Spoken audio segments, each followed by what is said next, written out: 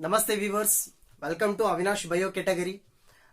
From today onwards, let us consider another major chapter, that is molecular basis of inheritance. So previously already we have completed genetics portion.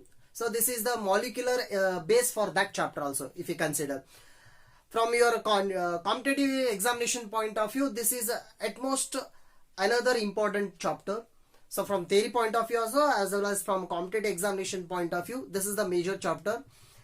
So I hope this chapter will be very helpful for your competitive examinations. Suppose if we analyze the previous year question papers from 2015 onwards, from this chapter we have been asked several questions from different corners. Say for example, some years we have been asked 6 questions, sometimes 5 questions, sometimes 4 questions. So in that sense, I hope this chapter will be the major chapter from second PU portion. So this is molecular basis of inheritance. So today, let me start from the basic structure of this chapter, that is the DNA. So the nucleic acid. I hope. So here I am not considering thoroughly all the aspects of this chapter. So I am considering the few aspects. For example, structure of DNA, the nucleosome content, the replication portion, and some important experiments, as well as the genetic code, then the importance of that human genome project, so the translation in the process. So like that, some glimpses, some major corners of this chapter let us focus from today onwards. So in that one, the major concept is DNA.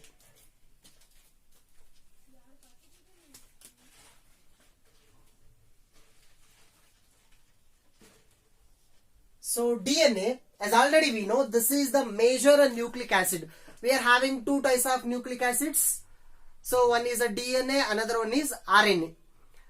Nucleic acid in the sense, so let me majorly focus on DNA here. So genetic material too we are having DNA and RNA here.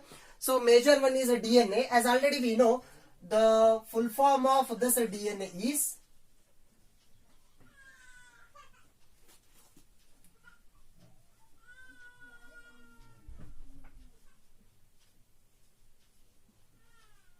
deoxyribonucleic acid.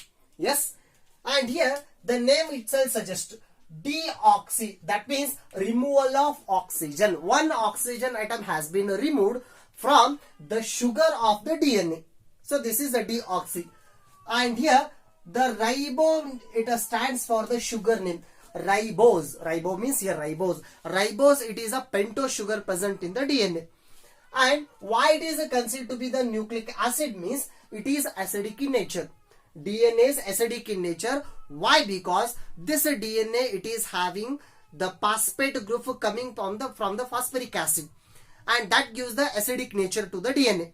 And since it is present in the nucleus, it is surrounded by the nucleus, it is considered to be the nucleic acid here, right?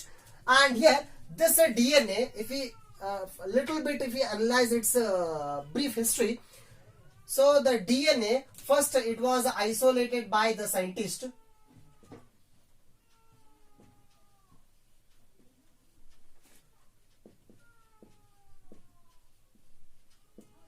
Frederick Muscher in the year 1868. So in the year 1868, Frederick Muscher first he isolated the DNA content and he called that DNA as nuclein. Yes. So here, and one more thing, nucleic acid, nuclein, nucleoid. We are having 3 terms. Nucleoid means this is the total amount of genetic material present in a prokaryotic cell. We will call it as a nucleoid.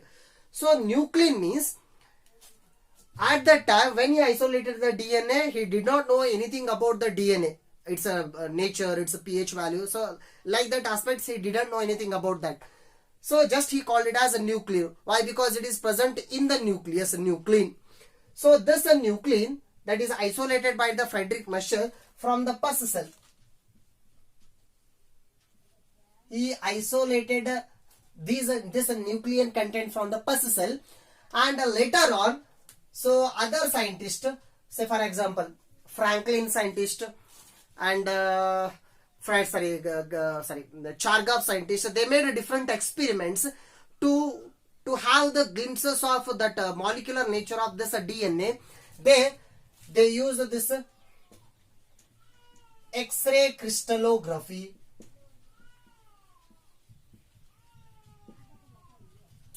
and one more, they used X-ray diffraction, and one more,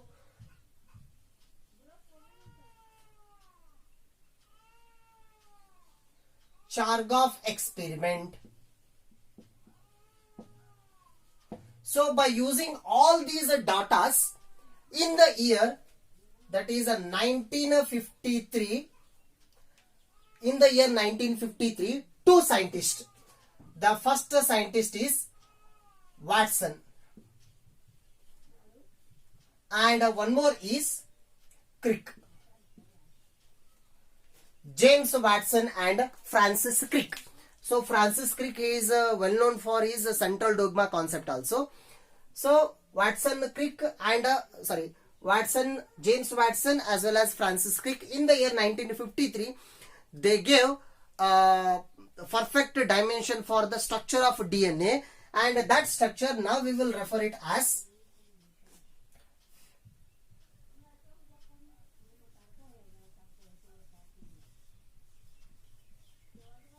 double helical structure. Double helical structure of DNA.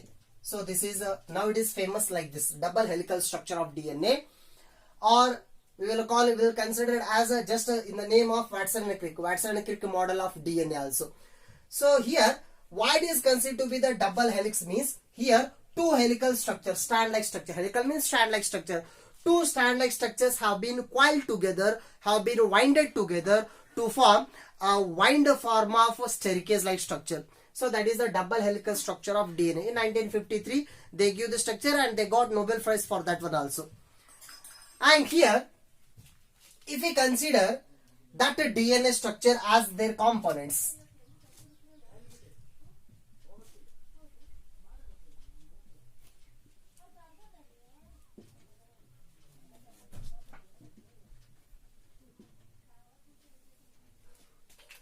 one minute. So if we consider the components of DNA, it is majorly having three components. One is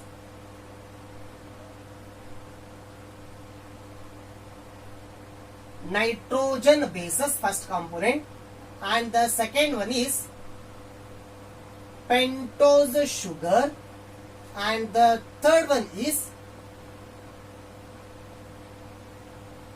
phosphate, that means phosphate group. So we are having the three components here. If I consider the nitrogen base, why it is considered to be the nitrogen base means, so here these are the ring-like structures, just like a benzene, or sometimes benzene fused with another one pentagonal like ring-like structures. So here these nitrogen bases are ring-like structures, and they are having a nitrogen majorly at some corners here. And here the nitrogen bases, as already we know, they are of two types. One is purine, another one is pyrimidine. So we are having two categories of nitrogen bases. Purine means these are double ringed structure. Purine means these are single ringed structure. So like that we are having two types of nitrogen bases here. If I consider what are those purines, so let me write here adenine and guanine. These two are considered to be the purines. If I consider pyrimidines, thymine and cytosine, these two are the pyrimidines. So let me write here adenine and guanine, these are the purines. Thymine and cytosine, these are the pyrimidines. Double ringed structure and single ringed structure, right? And here purines are, they are having just benzene shaped rings. One ring, hexagonal benzene shaped ring, that is fused with imidazole ring. So that is, we will call it as imidazole ring. Imidazole ring fused with a benzene shaped hexagonal ring, we will get the purines, adenine and guanine. So here pyrimidine, so it is not fused with the imidazole ring, so it is just like a benzene shaped ring. So it's a monocyclic, we will consider it as a heterocyclic or double shaped ring. So here the major thing is, so numbering will start from this one. First 1, 2, 3, 4, 5, 6, 7, 8, 9. Right? So here 1, 3, 7 and 9. 1, 3, 7 and 9 except 5. So here we will get the 5. 1, 3, 7, 9. In those corners we are having the nitrogen. So in those corners nitrogen is present. And in the same sense, in the pyrimidines, if we consider 1, 3 and 5. So 1, 3 and 5, these are having the nitrogen at those corners. And here why I am stressing the nitrogen here means those are at most important at the time of bonding along with the pentose sugar and phosphate in that sense. Right? And here one more thing, always purine combines with the pyrimidine. This is the rule. Purine combines with the pyrimidine according to Chargaff's rule. Let us come to that Chargaff's rule further. And here pentose sugar, if we consider, the name of the pentose sugar is deoxyribose. The sugar name is deoxyribose. As already I told you, in the pentose sugar, at the second carbon, the oxygen atom has been removed here. Say for example, if we consider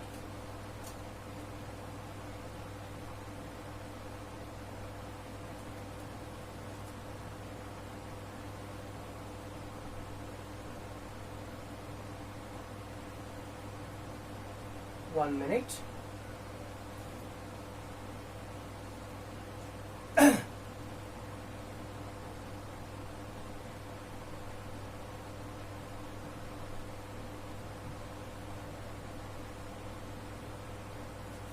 If I consider this one as the ring structure of pentose sugar, say here first carbon, second carbon, third carbon, fourth carbon and a fifth carbon is a ring outside here. Yes, this is the pentose sugar. So here first carbon and the second carbon. From the second carbon, the oxygen atom has been removed. Earlier there will be OH group. And one more thing, in the total ring, first carbon, third carbon and a fifth carbon. So these carbons are having OH group, hydroxyl groups, and remaining corners are having just hydrogen atoms. Yes, here. So here if I consider from the second place, the oxygen atom has been removed, hence it is considered to be the deoxyribose sugar. So this is sugar. Next it is combined with a phosphate. So here the phosphate starting it will be present in this form.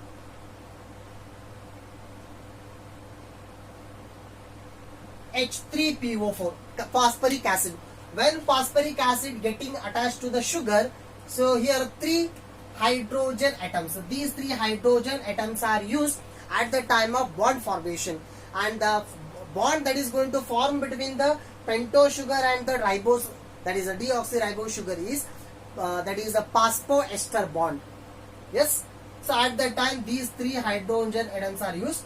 Hence we will consider it as PO4 minus 3. And because of this group, so the DNA is getting a negative charge as well as acidic content. The DNA becomes acidic. Right. So here if we consider how they are going to connect together here. So let me write here. Let me start from the sugar. This is the sugar, pentose sugar, and here this is the first carbon, as already we know, and this is the fifth carbon. So these are the carbon atoms. This is the first carbon.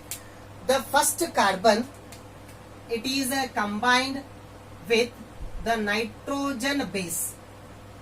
Nitrogen base connected to the first carbon of pentose sugar with the help of a bond, and the name of that bond is N-glycosidic bond.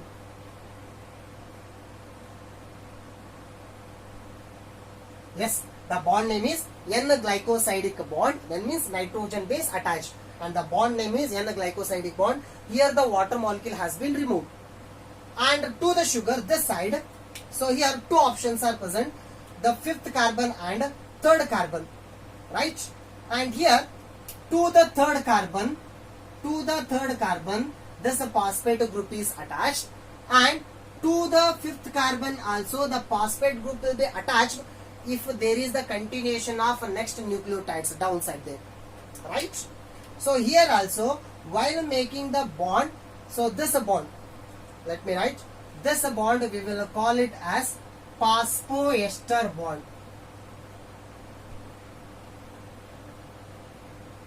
So this is phosphoester bond, and together we will consider it as a phosphodiester bond.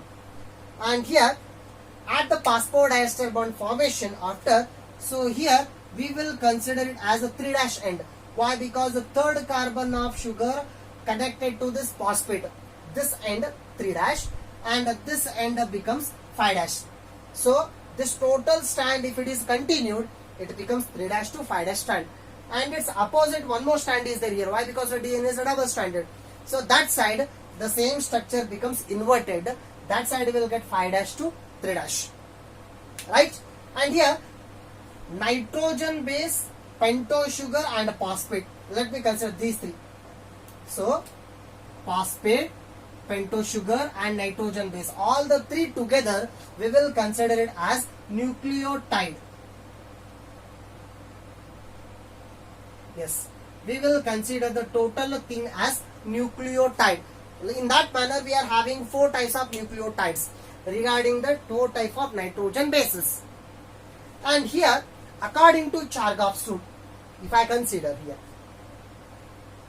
and one more thing, nitrogen base, look at here, nitrogen base connected to the pentose sugar, first carbon is attached to that nitrogen bases, and here if the attached nitrogen base is purine, then this 9th place, at the 9th place we are having the nitrogen, that 9th place nitrogen is attaching here to the first carbon of sugar. Suppose if it is a pyrimidine, means this 3rd place, at the 3rd place we are having the nitrogen, that third place nitrogen is attaching to the first carbon of that pentose sugar. So this is the numbers you should keep in your mind, right? And here apart from this one, if we consider especially this portion according to Chargaff's rule,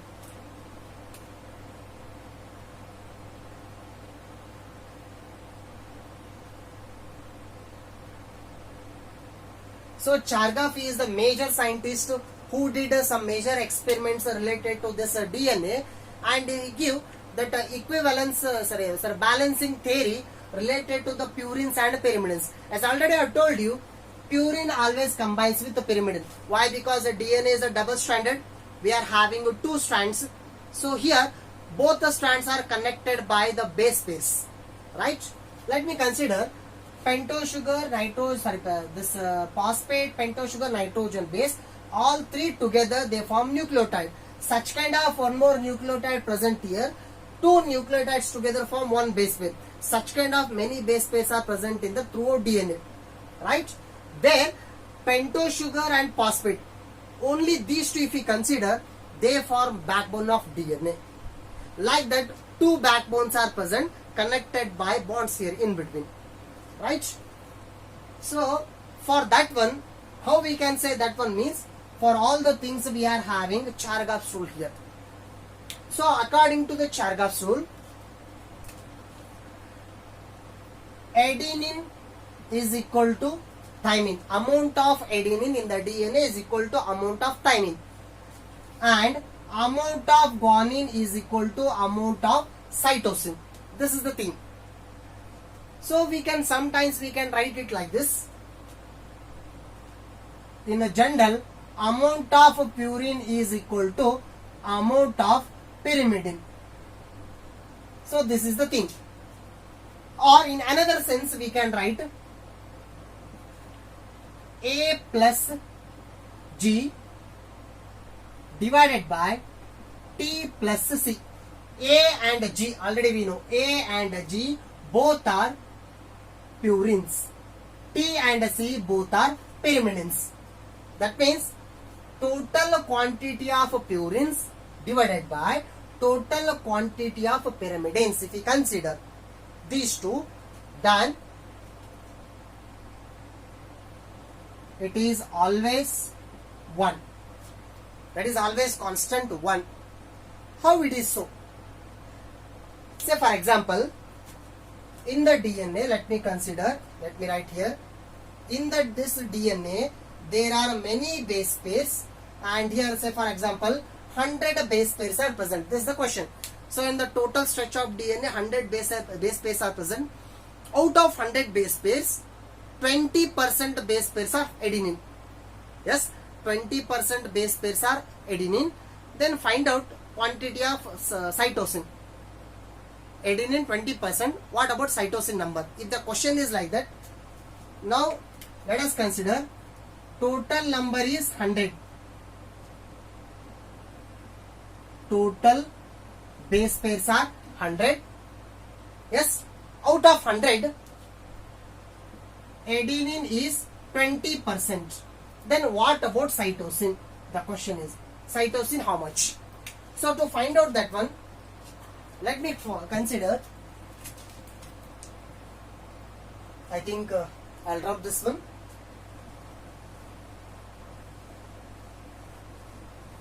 Yes. So here, how can you calculate that one means? As already we know, A is equal to T. Adenine already they have given 20% means that indicates thymine also 20%. So here adenine plus thymine, that means 20 we will get a 40%, that is adenine and thymine. Yes, adenine and thymine together becomes 40%. Adenine and thymine together 40%. Then what is the remaining here? 60%. And in the 60%, guanosine and cytosine if we consider. Guanosine is equal to cytosine. So that it becomes 30%. Why? Because you think remaining is 60%. In the 60%, we have to consider both guanine and cytosine. If we divide means it becomes 30% guanine, 30% cytosine equally. So that means the cytosine is 30%. So this is a basic thing. Generally we can find out that one. And if I use this formula, that becomes constant exactly 1. If I use this formula here, say for example, I can write A plus G, purines divided by pyrimidines is always 1. That is equal to always 1. Or sometimes we can write this formula like this.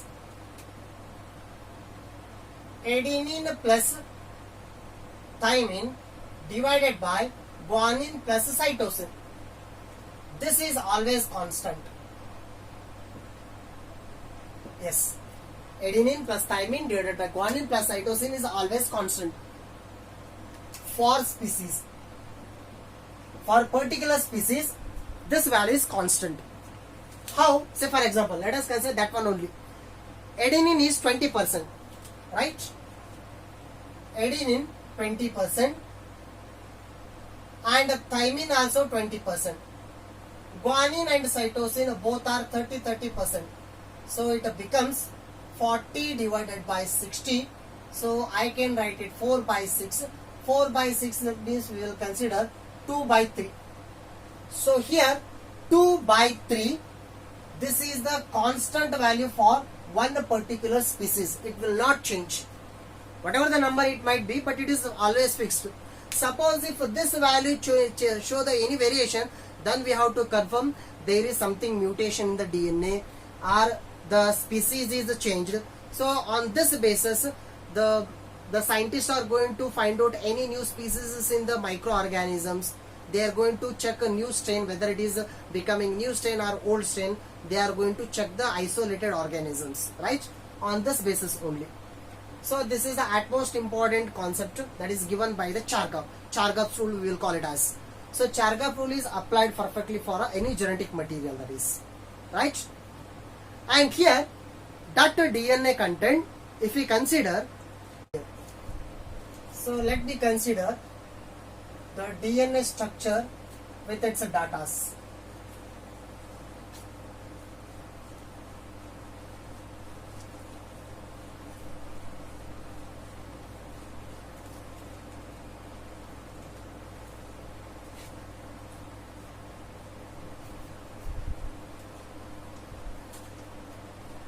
So let me write the structure of DNA here.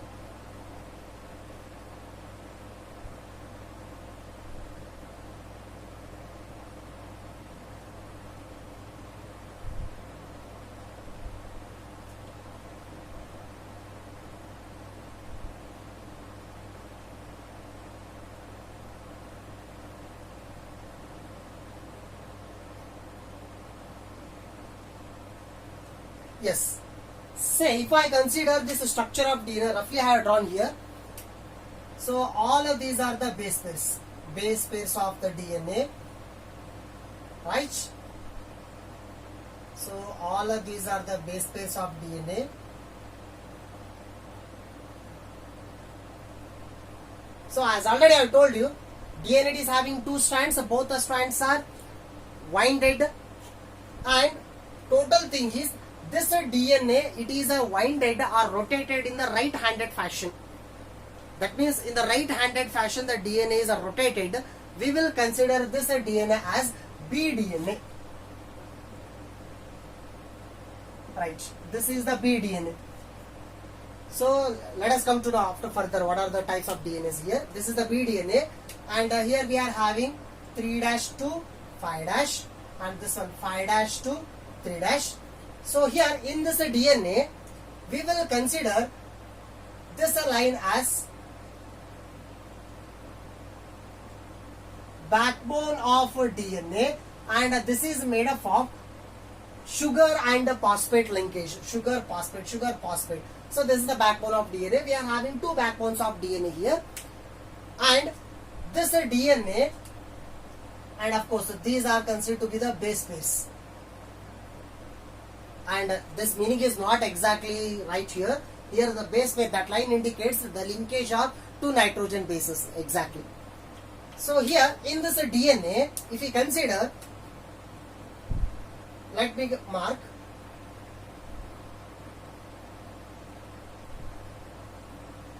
From this mark to this mark, this is considered to be the one rotation. So one rotation means its angle is 360 degrees. So the DNA is going to rotate. So here in this rotation, if we measure its total length, the total length of this one turn is one turn. So let me write here one turn, or sometimes we will call it as coil, or sometimes we will call it as gyre is engine, like that. So here one turn is having 10 base pairs. One turn is having 10 base pairs. The number of base pairs, actually here the base pairs I have shown more. Actually 10 base pairs will be present here, and its a total length is considered to be the 3.4 nanometer. That means a nanometer means, as already we know, 10 to the power minus 9. 3.4 nanometer. In angstrom we will consider as 34 angstrom. Both are right. So this total length, one turn length. So it is having 10 base pairs here. That means in between two base pairs, the gap is 0.34 nanometer. So that is the gap between two base pairs, right?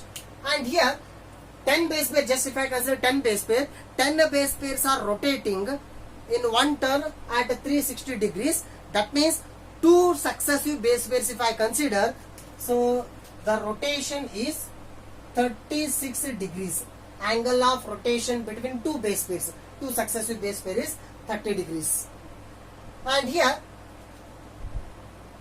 between these two strands, between both the strands, the gap is constant. Let me write gap between both the strands. The gap between both the strands is exactly 20 angstrom, right? 20 angstrom, or else sometimes I can consider it as 2 nanometer. So the gap is 20 angstrom between both the strands of DNA, just like train track. So how the train track will be going parallelly, like that both the parallel strands are separated by 20 angstrom. And here, as already I mentioned you, this is one turn. In the one turn, from this mark to this mark, this is considered to be the minor groove, and from this mark to this mark, this is considered to be the major. Yes, this is a major and this is minor. So let me write here major groove, sorry, minor groove. So it is the minor groove size is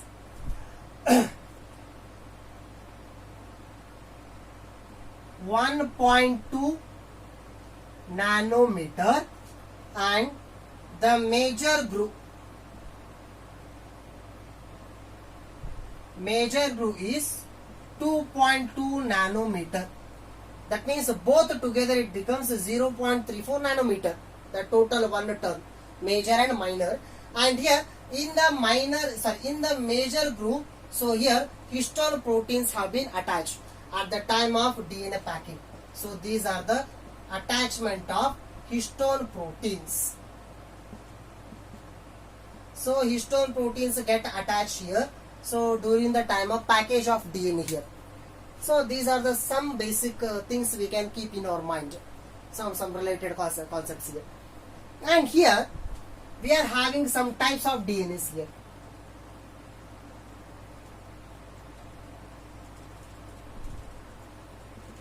So majorly we are having a few types here. The first one is aDNA, second one is bDNA, and the third one is cDNA, and the fourth one is zDNA. So these are the major types here. On what basis they have been differentiated means, just look here. aDNA means it is having per turn, yes, per turn it is having 11 base pairs. Per turn it is having 11 base pairs, and this is right-handed DNA. It is coiled in the right-handed fashion. bDNA, this is having per turn, this is having 10 base pairs, and this is also right-handed DNA. This is the famous one, and a majority of the organisms are having a bDNA type. So Watson and Crick model also bDNA type only, just as already mentioned. So each turn it is having 10 base pairs, right?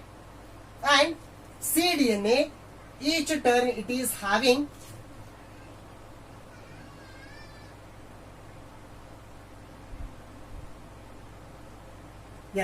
each turn it is having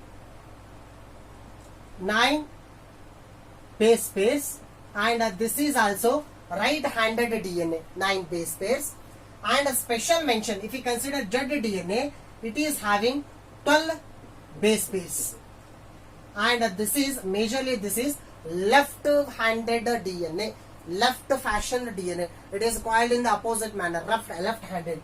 And here one more special thing is, usually this DNA we will prepare in the laboratory condition in artificial mean, and this DNA it appears as zigzag and zigzag faction.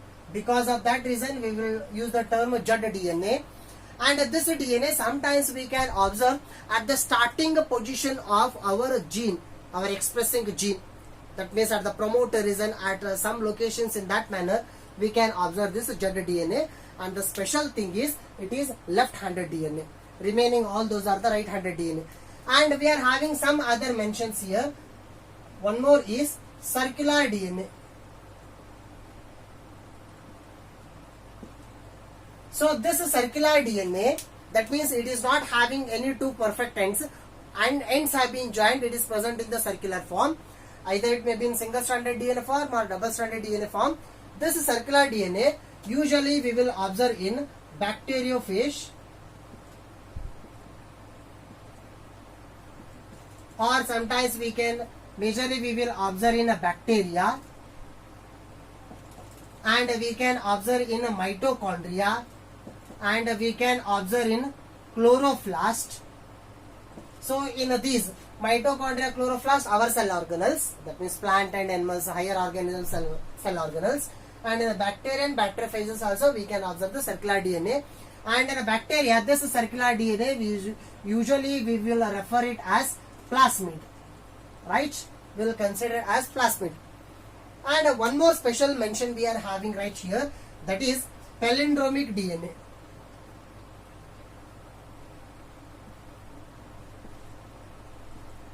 So here this palindromic DNA, it is usually present, as already we know, when restriction endonuclease enzymes are going to cut the DNA, they will cut the DNA at palindromic sequences only.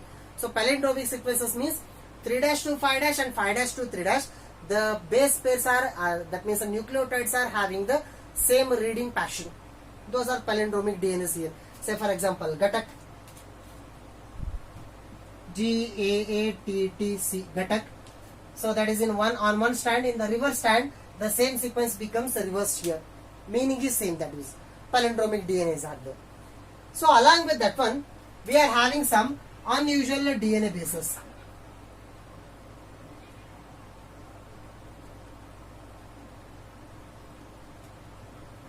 Unusual base pairs. Base pairs means, as already we know, some nitrogen bases. Adenine, guanine, thymine, cytosine. They are nitrogen bases, nucleotides. We will call them as a usual base pairs.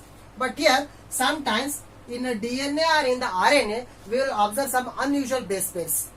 That means usually those are not present. They are found because of enzymatic modifications. Due to some enzymatic modifications, these unusual base pairs are formed. Say for example, 5-HMC. So here HMC means